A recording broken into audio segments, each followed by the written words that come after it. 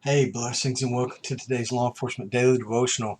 Today in Ecclesiastes is very similar to some of the days we had in Proverbs and First and Second Samuel. I mean, they're just jam-packed with law enforcement takeaways. So many so that I'm pretty sure I won't be able to get through all of them today. But man, there's some big ones that I want to hit and I want to highlight. Um, this first section. Um, Solomon talks about timelines. You know, there's a time to be born and a time to die. There's a time for this and a time for that. But there were two that really struck me as I went through these. And the first one is in Ecclesiastes 3:3. This I think is incredibly important to law enforcement. It's kind of this one and 3:8. They can be kind of dark, but they are truths. They could be offensive to somebody, but they're truths. Um, God knows when I'm going to die. It says the appointed times of my birth and my death. They are appointed by God. He knows. Therefore, God also knows the time of the death of the wicked. And immediately as a law enforcement officer, my mind went to, well, what if a police officer has to, by being forced into a situation where he has to take the life of somebody, killing someone in the line of duty. God knew that. It was ordained. It doesn't make it any easier for us, and sometimes we still don't understand it. Solomon will go on and talk about there are mysteries still that some things God just doesn't want us to know yet, and that's found at the end of chapter 7. But we've got to understand that we are ordained by God in Romans chapter 13, and it says we don't carry the sword in vain. There are times we have to use our weapons, and God knows this. God's a God of justice, and there are just some times when these things have to be done. But honestly, I take a little comfort in knowing the fact that if God ordained it, if this was an appointed time, then some of the fact that I did this and I did this horrible thing and I didn't want to do this, I can rest and have peace in the fact that God knew it and God appointed this time. So, it wasn't just me getting into this situation. It wasn't just that that I was at the right place at the right time to stop somebody from doing something really evil or wicked. But it was an ordained time from God.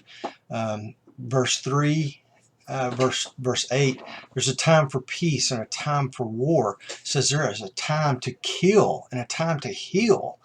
And that's in 3, but these go together. If there is a time to kill and a time to heal, it's ordained and appointed by God. So I wanted to hit on that because I think that's important for us. And man, you could really get into a lot of PTSD stuff with this, and really comfort and peace for an officer involved shooting or any kind of line of duty death. Jumping down to 10, I'm very proud of the 29.5 years I've been in law enforcement. And being a police officer is a big part of my life. Being a part of a ministry that tries to bring the men and women of law enforcement into a knowledge of Jesus Christ that will save their soul is hugely important to me. It's a desire that God's placed in my heart, and I love the fact that it's there. But Solomon says something here. He says, I have seen the task which God has given to the sons of men with which to occupy them. And it made me realize I am not just a police officer. That's not my identity. That's not who hey, what do somebody say, hey, my name's so-and-so. Oh, I'm Chuck Gilliland. I'm a police officer. No, that's not my identity. I am a Christian, and I'm a Christian peace officer. But my identity is wrapped up in Christ. And he even says here, your job God gave you just to occupy your time while you're here.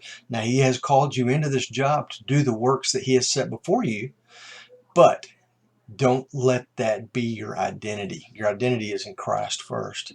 3:11, he has also set eternity in the hearts of men. And that, okay, so we won't know the day or time. I've got this whole thing written out where, you know, and I don't have time to go into it, but if you're interested in it, it equates it to learning how to fire your service pistol on the range. Check at FCPO.org if you need that or want that story. It's pretty cool. 12, it says, I know there's nothing better for us to do than to rejoice in the good of one's life. In other words, it's good to reflect on the good things that we've done. It's also good to reflect on the bad things and learn from them, not to dwell on them, but to learn from them so that we can improve in the future. It talks in verse 13 about this reflecting on what we've done and reflecting in the good things. You know, we need to have a good positive attitude, and reflecting on the good things and not the bad things that have happened help us to have a good attitude, and we're better in our community when we have a good attitude and we're helping people. But it says this good attitude, this thinking of the good things, the end of verse 13, it says it is a gift of God. How cool is that? Jumping down to verse 16, Solomon gives us a warning that righteousness and justice will sometimes be occupied by wicked people, and it is up to us as guardians of justice, not just to protect our communities, but to police our own system of righteousness and justice, to keep it functioning as it should. We don't want any wicked people in here doing things to make us look bad. And we don't want wicked people doing anything to afflict harm or oppress anybody. So, golly, it goes on and on. I haven't even gotten out of chapter 3. Tomorrow we're in Ecclesiastes chapters 9 through 12. And then we're going to just take a couple of verses out of 1 Kings chapter 11, verses 41 through 43, and 2 Chronicles 3 verses in chapter 9, and that's 29 through 31. So I look forward to seeing you back here again tomorrow, and you guys be safe.